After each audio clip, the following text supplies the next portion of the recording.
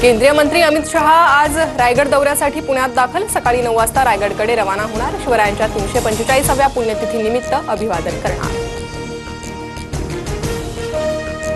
अमित शहांच्या रायगड दौऱ्यात पालकमंत्री पदाचा तिढा सुटण्याची शक्यता। दौऱ्यात शहा सुनील तटकरेंच्या निवासस्थानी भेट देणार। पालकमंत्री पदासाठी शिंदेंची शिवसेना, दादांच्या राष्ट्रवादीत चुरस।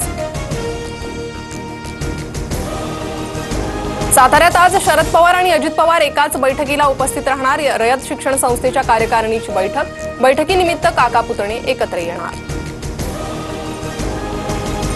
कर्जमाफीच्या मुद्द्यावरून प्रहारचं आंदोलन तात्पुरतं स्थगित। गोकाटेंसोबतच्या 17 एप्रिलच्या बैठकीत मागण्या मान्य न झाल्यास तीव्र आंदोलन।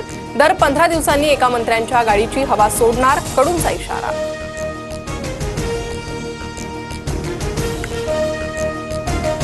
जामीन मिळताच प्रशांत कोरटकर राज्याबाहेर गेल्याची चर्चा। रात्री उशिरा नागपुरात दाखल झाला नसल्याची माहिती।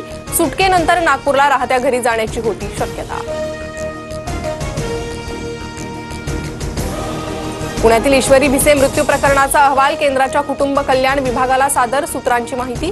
पालिकेच्या माता मृत्यू अन्वेषण समितीकडून उपचारावेळच्या विलंबाची तपासणी। मेगा ब्लॉकमुळे पश्चिम रेल्वेवर प्रवाशांचे मोठे हाल। अनेक लोकल रद्द केल्यानं सकाळीच ट्रेनला मोठी गर्दी। विरारहून सुटणाऱ्या लोकल अंधेरीपर्यंत सुरू असल्यानं प्रवाशांना फटका। एसटी कर्मचाऱ्यांचा उर्वरित 44% पगार मंगळवारी जमा होणार। तसेच यापुढे महिन्याच्या 7 तारखेला एसटी कर्मचाऱ्यांचा पगार बँक खात्यात जमा होणार। परिवहन मंत्री प्रताप सरनाईक यांची माहिती। देशभरात आज हनुमान जयंतीचा उत्साह। नाशिकमधील अंजनेरी इथं हनुमान जन्मोत्सव सोहळा। अयोध्येतही पहाटेपासूनच भाविकांची मांदी आली। आयपीएलमध्ये चेन्नईचा सलग 5वा पराभव। कोलकाता विरुद्धच्या सामन्यात 8 विकेट्सनं दारुण पराभव। पॉइंट्स टेबलमध्ये कोलकाता 3ऱ्या तर चेन्नई 9व्या स्थानी।